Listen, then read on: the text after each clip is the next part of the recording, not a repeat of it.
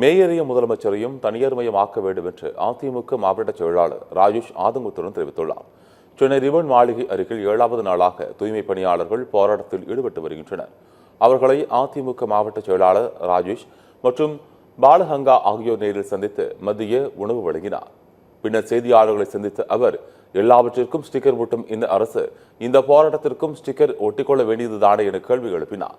குடும்பம், பிள்ளைகளை விட்டுவிட்டு போராட்டத்தில் ஈடுபட்டுள்ள தூய்மை பணியாளர்களை மேயர், அமைச்சர் உள்ளிட்டோர் கண்டுகொள்ளாமல் இருப்பது பாவம் என ராஜேஷ் ஆதங்கமாக கூறினார். வெறும் வாக்குறுதி வெறும் வாயில தானா? சமூக நீதி வெறும் வாயில தானா?